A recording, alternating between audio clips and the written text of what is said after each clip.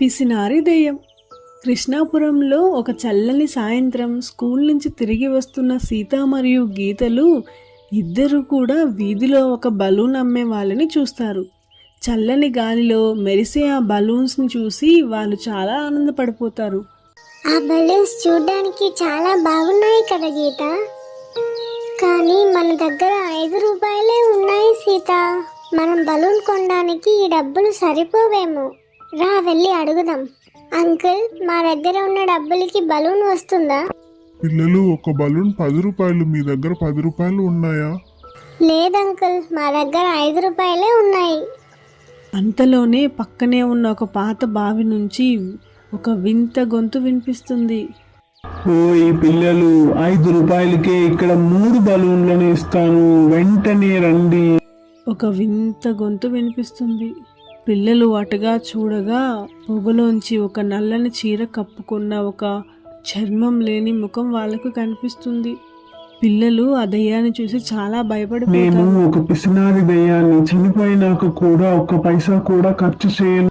అప్పుడు పిల్లలు, నువ్వు రూపాయి కూడా ఖర్చు పెట్టకపోతే మరి నువ్వు బలూన్లు అమ్ముతావా? అమ్మి డబ్బులు ఏం చేస్తావు?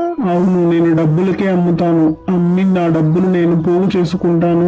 పిల్లలు, ఇప్పుడే చెప్తున్నాను, నేను డబ్బు లేకుండా ఒక్క బలూన్ కూడా ఇవ్వను.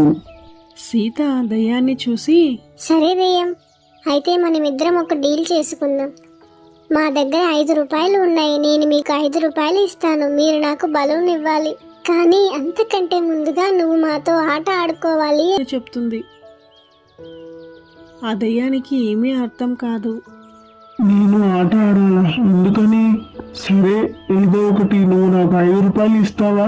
అలాగైతే సరే, ఆడుతాను అని చెప్తుంది. అంతలోనే పక్క నుంచి ఒక పెద్ద అరుపు వినిపిస్తుంది. వాళ్ళు పరిగెడుతూ వెళ్ళగా ఒక తెల్లని చిన్ని ర్యాబిట్ గాయపడి అక్కడ పడి ఉంటుంది.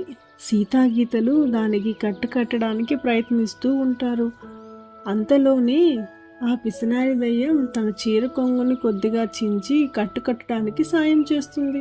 దయ్యంలోని మంచితనాన్ని చూసి సీతాగీత చాలా సంతోషిస్తారు. పిసినారి దయ్యం, నువ్వు దయ్యానివే, కానీ నీ మనసు చాలా మంచిది. దయ్యం చిన్నగా నవ్వుతుంది. కుందేలు మెల్లగా కోలుకొని అక్కడి నుంచి వెళ్ళిపోతుంది. తర్వాత ఆ పిల్లలకు బలూన్ ఇచ్చి వాటితో పాటుగా ఆడుకుంటుంది. ఆ పిసినారి దయ్యం పిల్లలతో బాగా ఆడుకొని వాళ్ళకి బలూన్స్ ఇచ్చి ఇంటికి పంపుతుంది.